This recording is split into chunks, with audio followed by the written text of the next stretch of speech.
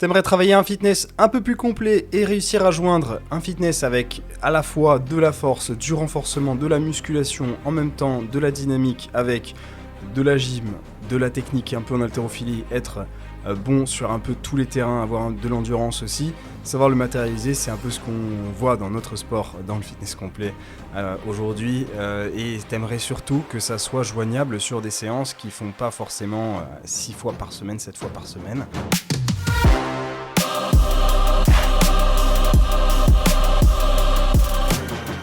Aujourd'hui, ce que je vous propose, c'est 3 modèles que je répare avec vous. Donc aujourd'hui, on va réparer votre semaine avec 3 modèles au choix, de 3 heures, de 4-5 heures ou de 6-7 heures. Donc au fur et à mesure de la vidéo, on montrera les heures d'entraînement si vous avez la possibilité de le faire. Et ce que je vous propose en début d'épisode, c'est qu'on se fasse un audit, qu'on vérifie si ça rentre dans votre emploi du temps. Donc ensemble, on va regarder aujourd'hui si ça peut matcher et si vous avez le niveau, parce que forcément aussi s'entraîner trop n'est pas bénéfique pour ceux qui débutent. Donc aujourd'hui, on va démarrer par une grille d'audit. On va d'abord voir si ça peut passer et ensuite on priorisera les choses parce que sur 3 heures, on ne peut pas tout faire. Donc on va faire les choses par ordre de priorité. Et aujourd'hui, ce que je vous propose, c'est un modèle avec votre séance, cette répartition type de séances par semaine. Les détails seront affichés à l'écran et vous aurez aussi un Notion qui est le petit cadeau de la semaine qui sera téléchargeable, récupérable, c'est un lien en description. Vous aurez directement des explications complémentaires à l'intérieur si vous souhaitez regarder plus en détail et surtout l'appliquer, tester une semaine. Si vous voulez faire un test de semaine, eh bien écoutez, vous avez ce qu'il faut en description. Tout ça est issu de la programmation du programme que je tiens Cross Boost, que je fais avec vous, où vous avez chaque semaine vos semaines d'entraînement tous ensemble et sur lesquelles on évolue. C'est un modèle que j'ai créé et ouvert cet été. On a fait un premier cycle de test cet été qui a été validé, apprécié par les gens. Du coup, j'ai ouvert une nouvelle session début septembre. Et on a une troisième session, donc c'est toujours dans la deuxième session, mais on a une réouverture qui se fait à partir de cette semaine. Si vous voulez nous rejoindre d'ici une semaine, si vous voulez tester un peu déjà notre exemple du jour et que vous voulez nous rejoindre, n'hésitez pas, c'est ce qui sponsorise un peu le podcast du jour. Donc si jamais, c'est beaucoup plus abordable aussi qu'un coaching d'ailleurs. Et ça vous permet de travailler sur un programme complet et pour tout le monde, c'est-à-dire qu'il est abordable, c'est-à-dire qu'à l'intérieur de chacun des entraînements, je fais des niveaux, comme on verra aussi aujourd'hui. Je fais toujours des niveaux, c'est-à-dire que selon votre niveau où vous en êtes, débutant total, débutant moyen, intermédiaire, avancé, vous aurez directement le choix de quoi appliquer. Alors, ce qu'on va retenir aujourd'hui sur cet épisode, c'est effectivement la réparation d'une semaine de type fitness complet, c'est-à-dire l'idéal à faire selon son nombre d'heures. Donc pour ceux qui sont un peu perdus là-dessus, ou pour ceux qui ne savent pas exactement ce qu'ils devraient faire, on va faire un audit aujourd'hui. On va d'abord voir c'est quoi l'idéal en fonction de sa semaine. Ok. Donc pas de souci, je vais vous aider déjà à choisir un peu ça. C'est un truc qui peut très bien se moduler en fonction de votre vie aussi à côté. Si vous allez dans une salle de sport, si vous allez dans une box, etc. C'est-à-dire sur j'ai tant d'heures, qu'est-ce que je fais? Qu'est-ce que je dois prioriser si je veux évoluer au mieux possible? Donc pas de souci, c'est ce qu'on va faire aujourd'hui. Aujourd'hui, il y a des règles d'or. C'est de se dire, je finis pas épuisé totalement. C'est-à-dire que je ne dois techniquement jamais sacrifier du sommeil, ou très peu, pour aller m'entraîner. Évidemment, le meilleur des mondes n'existe pas toujours, mais ce qu'il faut, c'est sacrifier le moins possible de récupération, puisque c'est ce qui vous amène le plus de résultats. À la fois sur votre composition de masse graisseuse, mais aussi sur votre santé et aussi sur votre construction de performance. Donc un peu tous les terrains. Ensuite, sur la semaine et sur les semaines types, ici on va se fixer un seul WOD seuil. Un seul WOD seuil, alors pour ceux qui ne voient pas ce que c'est un seul moment où on va se mettre en situation un peu compétitive, où on va se donner à fond sur un circuit, un WOD, ce qu'on utilise en CrossFit comme mot. Et donc effectivement, pourquoi une fois par semaine? Déjà parce qu'on n'est pas dans un contexte compétitif, donc ici il n'y a pas de compétition particulière de prévue pour tout le monde. C'est déjà pas la saison. Et ensuite, parce que c'est pas l'objectif du jour, et la plupart des gens ici ne sont pas en objectif de compétition, donc on va pas faire ça aujourd'hui. Mais du coup, évidemment, pour ceux qui ont des contextes compétitifs proches, je sais pas, vous avez des compètes de bientôt, il faudra en mettre plus, bien sûr. Mais pour ceux qui sont comme beaucoup de monde dans la saison hivernale, là où il n'y a pas vraiment de compète, il n'y a pas intérêt de faire plus que ça en haut de circuit. Et pour ceux qui ne font pas de compète, une fois par semaine, c'est très bien. Et ensuite, on va travailler aussi l'endurance, bien sûr, mais sur des zones qui ne sont pas à fond, comme on vient de citer par exemple le WOD qui le sera. Là, ici, on sera surtout sur des séances piliers et c'est important de travailler cette endurance-là puisque ça va faire un peu vos fondations. Ça prend un petit peu de temps, ne vous inquiétez pas, on va bien agencer ça parce que, comme je vous l'ai cité, on est sur des modèles où maximum par semaine, on a du 6-7 heures d'entraînement, donc c'est pas non plus énorme. Il y en a qui s'entraînent par exemple 5 fois par semaine. On est sur du coup des bases de grand minimum 5 heures. Et c'est en général plutôt du 8 heures donc, minimum. Aujourd'hui, on reste sur des bases où on s'entraîne pas non plus toute la semaine. Voilà.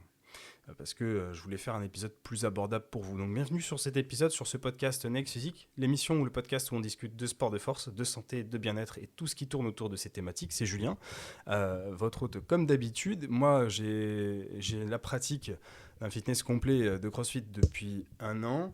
Ça fait très longtemps que je m'y intéresse. Ça fait plus de 10 ans que j'étais en bodybuilding musculation. Je voulais aller jusqu'au bout de cette expérience-là, aller le plus loin possible. Et ensuite, à niveau naturel, et ensuite, maintenant, j'ai pu transitionner. Mais aujourd'hui, je vais vous parler de ma passion, c'est-à-dire la programmation. Ça fait des années que je fais ça, que c'est mon métier, et je le transmets avec vous aujourd'hui. Alors, ce qu'on va d'abord faire, c'est de cibler notre niveau. Donc, ce que je vous donne en document, et ce que je vous invite à faire avec moi maintenant, c'est un petit mini-quiz. On va d'abord choisir un peu notre modèle. C'est quoi notre modèle idéal? C'est combien d'heures? C'est combien de fois par semaine? Et pour ça, du coup, il va d'ailleurs d'abord voir faut d'abord voir notre emploi du temps, ce qui est faisable. À partir de là, l'idée, c'est de se dire, ok, si j'ai 3 heures, c'est simple, ça va être 3 heures. Hein. Si j'ai plus un temps moyen, peut-être 4-5 heures. Si j'ai du temps, peut-être 6-7 heures, mais peut-être pas. Pourquoi? Parce que d'abord, on va respecter notre condition qu'on a dit tout à l'heure, le sommeil, la récupération. Si je dors plus de 7h30, ok, je peux continuer sur le modèle en question. Sinon, je dois reprendre le modèle en dessous. Donc, admettons, j'ai du temps, je peux faire plein d'entraînements, j'ai 6-7 heures, mais je dors mal, je récupère mal. Je vais prendre le modèle en dessous de 4-5 heures parce que j'aurai plus de résultats que sur le 6-7 heures. Et si je suis sur le 4-5 heures, mais en fait, je me retrouve à sacrifier du sommeil, je dors 6 heures, 7 heures par nuit, non, il faut que je dorme un peu plus, donc je vais reprendre le modèle en dessous, comme ça je vais dormir un peu plus. Ok ? Ensuite, au niveau du choix, forcément, vous avez la limite de temps. Si je suis pressé, j'ai un temps serré, il vaut mieux prendre les séances de 3 heures, enfin les séances d'1 heure 3 fois par semaine. Et si je veux ne pas me cramer, mais j'ai de la motivation, je vais plutôt être sur du 4-5 heures. Et si j'ai carte blanche, je peux être plutôt sur du 6-7 heures, voire plus. Mais déjà, quand on est à un niveau débutant, intermédiaire, le 6-7 heures, c'est très très bien. Donc, on va voir ces 3 modèles et forcément, je vais devoir les segmenter. On va commencer par le modèle de 3 heures. Donc, on va commencer par la base minimale. C'est quoi la base minimale? Ce que je recommande à appliquer dans cette base minimale de 3 heures. Donc, en gros, ce qu'il faut retenir, c'est que pour moi, là, ici, on est sur une base simple qui mise sur le progrès. Voilà. L'idée, c'est de travailler, mais aussi de vous faire progresser. Donc, effectivement, 3 heures, c'est suffisant. Ça peut être suffisant. Bien sûr qu'il y a plein de gens pour qui c'est suffisant. Si on arrête de faire tout dans tous les sens. Parce que si on fait dans tous les sens sur 3 heures par semaine, on fait un peu joujou, c'est bien, c'est mieux que rien de rien faire de sa vie, mais on va pas très loin, quoi. Parce qu'en fait, on va passer son temps à changer notre manière de progresser, et du coup, on n'a aucune trame. Forcément, on n'avance pas. Ça marche dans quasiment tous les sports. Sur ces 3 séances, on va retrouver une première séance avec de la force et du bas du corps. Donc l'idée, c'est que ici, on travaille un peu par exemple le squat. Sur notre deuxième séance, on va retrouver de la force avec du haut du corps et un petit circuit à la fin de cette séance-là, dont on a parlé tout à l'heure, un petit WOD. Et enfin, en troisième séance, on va retrouver du full body, c'est-à-dire on va travailler un petit peu de tout, à la différence des 2 premières séances, et on va retrouver un petit peu de travail d'endurance pour terminer notre session. La logique, c'est qu'on ait 2 ancrages de force sur le haut ou le bas du corps sur les premières séances. La dernière séance sera un petit peu moins axée sur la force, mais sur du renforcement général. On aura du cardio notamment sur la fin de la séance 2 et sur la séance 3, avec du cardio un peu plus chill. Voilà. Sur cette séance-là, sur la première séance de bas du corps, on va avoir du squat, on va travailler du RDL pour avoir un hip hinge, un travail des hanches et des érecteurs spinaux et des ischio-jambiers. Et on retrouvera en fin de séance un petit peu de gainage, un petit peu de travail pour la sangle abdominale ou lombo-pelvienne. Comme ça, on a toutes les bases pour un tronc qui est puissant. Le tronc puissant, si vous voulez un peu la vie générale, en termes de gestion biomécanique et de ce que toujours les kinés vous diront en général, c'est la base. Plus vous avez un tronc puissant, plus vous avez du transfert. On a souvent de la force à l'intérieur qu'on peut transférer aux extrémités et pas l'inverse. Notre deuxième séance, ça va être de la force et du renfort haut du corps. On va retrouver du développé couché. On va retrouver ensuite soit du tirage horizontal, soit des tractions selon son niveau. Ça peut être, comme je disais, pour un niveau adaptatif débutant, des tractions australiennes ou des ring rows. C'est un exercice qui se fait très bien quand on ne peut pas encore passer de traction et qui permet d'y passer plus tard. Enfin, on va retrouver un circuit en fin d'entraînement. Alors là, je vous ai mis un circuit exemple pour cette semaine avec 10 dips, 10 tractions ou 10 ring row traction australienne. Et on termine avec soit 200 mètres de course pour ceux qui n'ont pas d'ergo, donc de machine cardio. Et pour ceux qui ont un ergo, une machine cardio, on va se faire 20 cal. 20 calories dessus. Voilà. Et ça, c'est en AMRAP, donc c'est-à-dire autant de fois que possible pendant 10 à 12 minutes. Ensuite, on va retrouver notre dernière séance avec du front squat, du goblet squat. Donc là, ici, plutôt en côté renfort et moins de force. On va retrouver un peu de deadlift. Et ensuite, on retrouvera un superset avec des dips et du rowing à la barre. Donc une séance complète pour terminer la semaine qui se soldera par de la zone 2, de la zone 3. Donc c'est-à-dire faire dérouler du cardio, mais pas être dans de la zone où je suis essoufflé, où j'ai ici, du coup, une respiration qui reste facile. Donc on reste ici soit sur de la course, soit sur de l'ergo, encore une fois une machine cardio si vous avez. Et dans ce cas-là, par exemple, un vélo, c'est super, c'est pas traumatique, c'est excellent. Voilà, simple, efficace, 3 séances, 60 minutes. Pour ceux qui sont sur un modèle de 4 à 5 heures, c'est-à-dire je veux faire de tout, mais j'ai de la friction, je peux pas non plus tout faire dans mon emploi du temps. C'est pour ça que je suis sur du 4-5 heures. C'est-à-dire que j'ai besoin et j'ai envie de faire de tout. Donc là ici, vous voyez, par exemple, sur le modèle de 3 heures, on ne fait pas d'haltérophilie. Parce que on n'a pas spécialement le temps et personnellement je trouve que l'haltéro c'est intéressant. Et évidemment, je le recommande. C'est du dynamisme, de la mobilité, c'est super pour bien vivre, mais ça prend un peu de temps. Prendre une barre, s'échauffer, apprendre la technique, l'haltéro c'est cool, mais le truc c'est que c'est très chronophage quand même. Ça, on est sur une séance qui va nous prendre globalement 30-40 minutes facilement.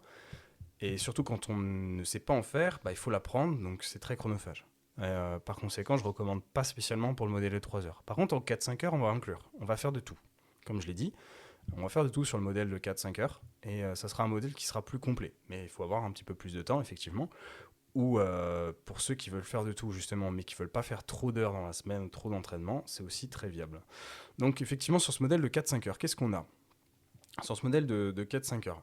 À la différence du modèle précédent, ici, on fait un tri. On fait un tri et c'est ça qui fait la diff. On va retrouver une première séance qui va être sur la force du bas du corps.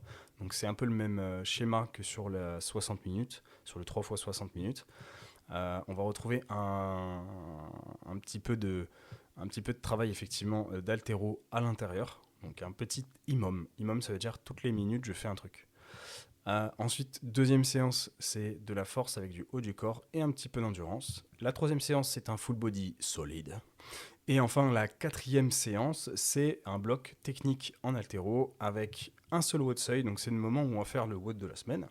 Voilà, un WOD ici sur 14-18 minutes, pas plus, c'est déjà pas mal.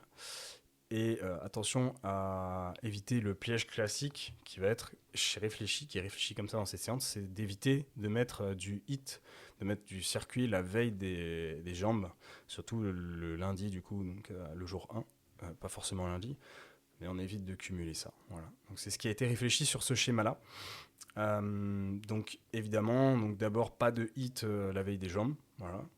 Et ici, on est sur le WOD un peu plus sympathique qu'on va retrouver de la semaine, du coup, dans ce schéma-là, où on peut effectivement y passer un moment clé, qui sera ici sur notre dernière séance. Donc souvent, ce que je voulais vous dire, c'est qu'on n'échoue souvent pas par manque de séances, mais par un mauvais ordre, c'est-à-dire une mauvaise composition de ces séances. Parce que 4-5 heures par semaine, c'est largement suffisant, on a de quoi super bien travailler. On peut tout travailler, on peut faire de l'haltéro, on peut faire du cardio, on peut travailler son endurance, on peut mettre du circuit, du WOD, on peut mettre du renfort et de la muscu suffisante. Si c'est bien composé, c'est bien réfléchi, ça rentre largement. Si j'ai 4-5 heures dans ma semaine pour faire du sport, ça rentre, on peut tout faire. Donc, ce modèle-là, je vous le recommande. Je vous recommande de le faire comme ça, du coup, si vous avez du 4-5 heures. Donc ici, comme je disais, l'ordre il est clé. Et encore une fois, on est sur une saison, on est sur un objectif où on met qu'un seul watt seuil, donc un seul moment où on se met la patate. Donc séance 1, on a, comme j'ai dit, haltéro bas du corps. Notre séance 2, on va retrouver de la force haut du corps et de l'endurance. Sur cette séance, on aura un petit peu de travail technique sur un exercice de gymnastique, par exemple, souvent haut du corps, donc au choix. Donc là, j'ai mis, par exemple, travailler les toast to bar, c'est-à-dire faire les abdos à la barre. Ou par exemple HSPU, c'est-à-dire commencer à mettre sa tête à l'envers et savoir faire peut-être des pikes pour ceux qui débutent, ou faire un travail aux abmat. Voilà. Bref, chacun son niveau. Mais du coup, ça peut se placer en début de séance. 10 minutes, on travaille sa technique, on se met en chauffe. Ensuite, on revient sur développé couché, traction ou tirage horizontal, ou si on a besoin d'adapter, traction australienne ring rose pour les débutants. Et on terminera par de l'endurance, 30 minutes, respiration facile, comme je disais tout à l'heure, course ou vélo. En séance 3, on a une séance complète comme tout à l'heure aussi, avec du deadlift, du goblet squat, notre superset de dips et drawing à la barre, et on retrouvera le gainage pour terminer cette séance. Gainage, abdos. Jour 4, du coup le dernier, comme je vous l'ai dit, c'est un bloc technique, on va travailler notre haltéro. Ici, le bloc est par exemple sur la technique sur 20 minutes, un WOD de seuil, donc un moment où on s'envoie, et une dernière séance où on travaille en zone cardio plus chill, c'est-à-dire après le WOD, on vient récupérer, on déroule, et on se met sur une zone plus facile de cardio. Voilà, fin de la semaine et on a tout fait. Ensuite, notre modèle de 6-7 heures pour ceux qui sont motivés, qui sont structurés, qui ont plus de temps et qui ont la récup préservée, qui peuvent se le permettre, c'est-à-dire qu'ils ne vont pas sacrifier du sommeil pour aller s'entraîner 6-7 heures par semaine. Alors dans ce cas-là, vous pouvez très bien passer sur ce modèle. L'objectif, c'est de pousser plus loin, mais sans pour autant s'écraser. Bien sûr, ça reste réfléchi pour que ça puisse bien cycler. On a toujours un watt par semaine seuil. Et par contre, on va pouvoir mettre plus de volume sur les muscles. Donc forcément, un petit peu plus de travail et plus de résultats si on peut se le permettre en termes de récup, encore une fois. Donc on a notre lundi, notre jour 1, pas forcément lundi, qui sera sur de l'haltéro avec du squat et du deadlift. Donc là, on va mettre plus d'intensité. On terminera par un petit peu de travail abdominal pour cette séance. En deuxième séance, on va retrouver notre force haut du corps et de la zone de flush. En gros, pareil, zone 2, c'est du cardio en respiration facile, c'est-à-dire qu'on va dérouler. Voilà, ça sera après notre haut du corps sur cette séance-là. Et là, on va pouvoir y passer un petit peu de temps, donc 25-30 minutes. C'est des zones de cardio où, en fait, si vous voulez, plus vous y passez du temps, plus c'est rentable. Donc, je sais, ça prend du temps. Il y a plein de gens, ils veulent pas le faire. Mais dites-vous déjà, c'est du cardio qui est pas dur. Donc en fait, c'est pas si dur que ça et ça vous fait du bien. Donc on peut très bien se dire, je me mets un podcast ou je fais quelque chose en même temps et j'ai des calories qui sont brûlées. Il y a peu d'interférences, ça c'est intéressant pour ceux qui font de la muscu ou qui veulent prioriser la force. On est sur des zones de cardio qui ont peu d'impact sur notre croissance musculaire et sur notre force. Et ça, du coup, c'est hyper intéressant, ça se combine très bien et ça vous fait surtout des calories brûlées supplémentaires. Donc c'est un peu comme du NEAT, c'est pas du NEAT puisque l'on le fait volontairement. Mais ces zones de cardio, je les recommande de ouf en fait. Bon, c'est vrai, on y passe un peu de temps, mais c'est comme marcher dehors pour aller au boulot, ça prend du temps. C'est pareil. c'est pareil. Et on est toujours sur une zone facile. Jour numéro 3, dans notre dernier modèle, on va retrouver des intervalles avec des intervalles de 1 minute active, 1 minute repos. Donc on va mettre du confort, mais pas trop. En gros, l'idée, c'est d'aller travailler sur des zones intervalles sur du skill. Donc là, ici, notre séance 3, c'est une séance transition. On va retrouver du skill de gym en début de séance. Comme je disais dans le deuxième modèle, on va retrouver de la technique de gym avec soit toast to bar, par exemple, HSPU, ce que vous voulez travailler en gymnastique, un petit peu haut du corps.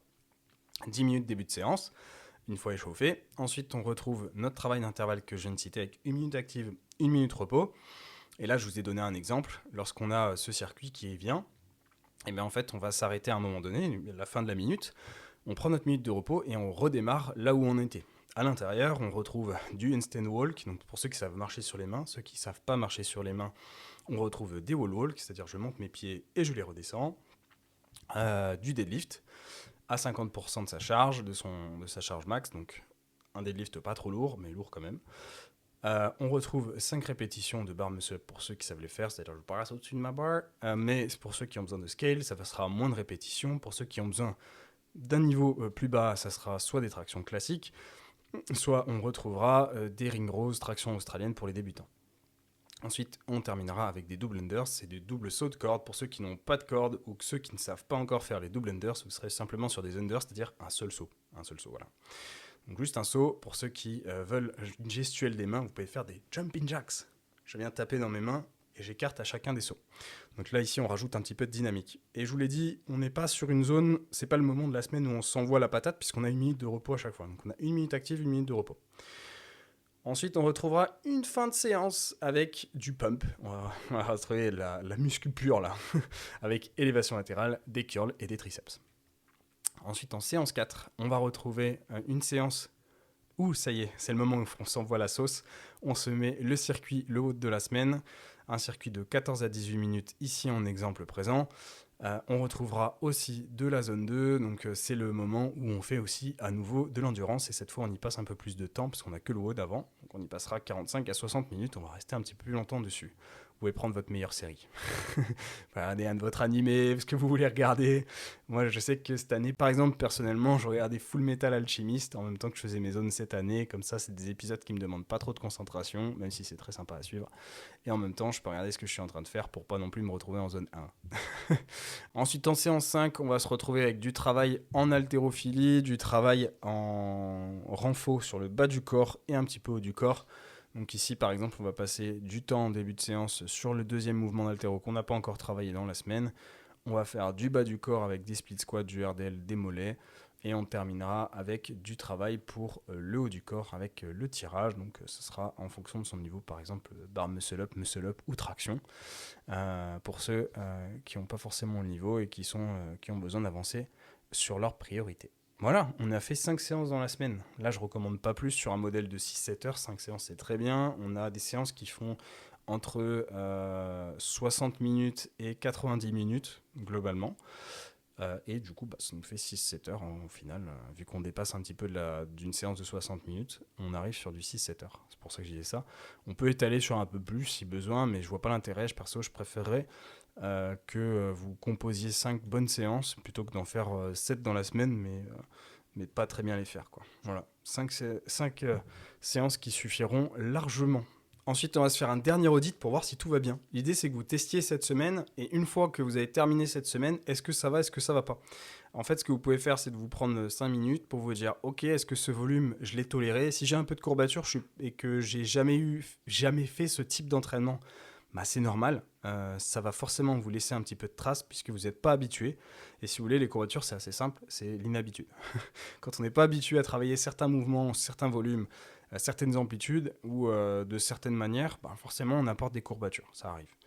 Moi par exemple, je vais vous donner un exemple tout bête, je vais faire du kayak en Ardèche, je fais jamais de kayak, le kayak il va me faire mal. Bon après je fais la descente des 32 km, mais voilà, forcément ça a un petit impact quand on fait quelque chose dont on n'est pas habitué et qu'on se donne un peu dedans. Ensuite, on va retrouver l'importance de dire, ok, on a fait ce volume-là, on a mis ces intensités, est-ce que ça allait? Est-ce que finalement ça suivait le rythme? Est-ce que je me donnais assez? Est-ce que je me donnais pas assez? Sur mes zones, par exemple, ou sur mon WOD, sur mon circuit de la semaine. Est-ce que mon sommeil, il est ok? Alors, ok, j'ai testé ce modèle. Est-ce que je me suis retrouvé à sacrifier du sommeil ou pas? Du coup, en fonction, soit on revient sur un modèle plus bas, soit on reste sur ce modèle si tout va bien. Et peut-être même que vous allez vous dire, alors, cas exceptionnel, peut-être que vous allez dire, en fait, c'est trop léger, je veux faire plus. Et en fait, je dors super bien, etc., je peux le faire. J'ai aucune courbature, c'était trop facile. Ok, prends le modèle du dessus. Ensuite, sur les prochaines semaines, si jamais ça vous a plu, si ça vous plaît, vous pouvez vous faire progresser là-dessus, sur ces séances-là.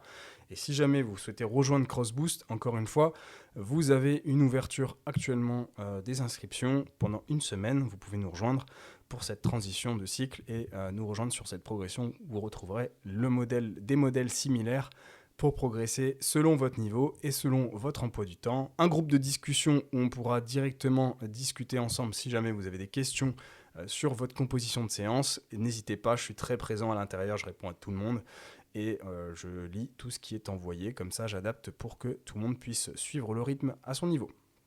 J'espère que cet épisode vous a plu, vous a fourni des aspects d'ouverture. Il y en a beaucoup ici qui ont testé CrossBoost ou qui suivent ces épisodes parce qu'ils ont envie de se mettre un petit peu à du fitness plus complet, à la salle de sport. Il y en a beaucoup ici qui ne s'entraînent pas forcément en box de CrossFit et qui s'entraînent en salle de sport et qui veulent tester.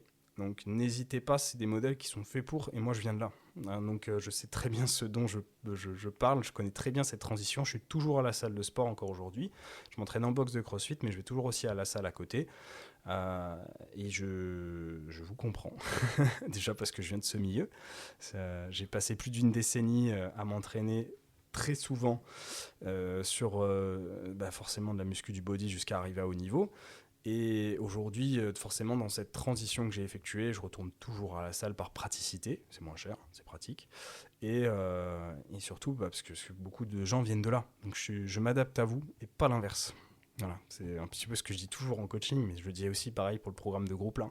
C'est mon métier de m'adapter à vous et pas l'inverse. J'espère qu'aujourd'hui, j'ai pu m'adapter au podcast et vous offrir un contenu qui vous plaît et qui vous a offert de l'aide. Peut-être que vous allez appliquer cette semaine et n'hésitez pas à me faire un retour. Ça me fera très plaisir de vous avoir aidé sur cet épisode. Si en échange, vous pouvez nous faire un petit commentaire. Mettez-nous c'est nul, mettez-nous c'est bien, mettez-nous un pouce, mettez-nous un biceps, mettez-nous un gorille, mettez ce que vous voulez. Ça nous aidera énormément en retour de podcast. N'hésitez pas à vous abonner si ce n'est pas déjà le cas. On se retrouve pour le prochain épisode sur le mois de novembre. On parlera d'un autre sujet, on fait une petite transition. J'espère qu'aujourd'hui on a pu vous aider au maximum possible. Merci pour votre écoute, c'était Julien. Hey, tu as bien écouté ce podcast? J'espère qu'il t'a plu. C'est Julien, je suis créateur du podcast Next Physique, mais aussi coach depuis de nombreuses années. Avec un bon développement depuis 5 ans maintenant, j'ai pu aider des centaines de personnes à se transformer physiquement, mentalement et devenir la meilleure version d'eux-mêmes. À l'origine, je dirigeais une équipe qui s'appelle MFT, Mystic Tidings. On souhaitait réunir les meilleurs conseils et spécialistes afin d'obtenir un quotidien optimisé et devenir un vrai athlète à sa façon. Et c'est pour ça que je vous appelle les athlètes en fait. Mais tout ça sans être frustré avec son sport. C'est vraiment quelque chose d'important pour moi et j'imagine pour vous aussi. Avec un quotidien optimisé, vous pouvez faire votre vie tout simplement, gérer votre diète avec plaisir et désormais, je suis devenu un peu un expert en la matière. Next Physique s'inscrit dans la lignée de l'esprit de ce coaching. Je souhaite le meilleur pour chacun de mes élèves afin que vous puissiez gérer vos PR, votre vraie surcharge progressive et ainsi atteindre votre Next Physique. Car c'est un suivi, donc je suis présent tous les jours pour assurer la meilleure évolution possible de la personne et c'est pour ça que j'ai décidé à l'initial de faire du coaching en ligne et pas en salle. Oubliez les diètes sans cookies, oubliez les exos qui changent à gogo chaque semaine parce que c'est du marketing. Ici, on va progresser sur les exercices et bien sûr des exos qui vous plaisent et qui rentrent dans votre emploi du temps, votre salle de sport et son agencement. C'est un tandem, ça se passe entre vous et moi pour construire une équipe qui avance ensemble. Je vous prépare le terrain, j'assure vos arrières et vous faites le job à l'intérieur du terrain. Les coachings sont sur réservation. Si tu écoutes ce podcast, c'est que tu es intéressé par l'optimisation de tes résultats et je suis sûr qu'on ira du coup loin ensemble. Contacte-moi directement sur Instagram pour qu'on en discute et qu'on regarde mes disponibilités de réservation ou qu'on s'appelle tout simplement si tu veux qu'on en discute. Plus d'informations sur le suivi en lien en description.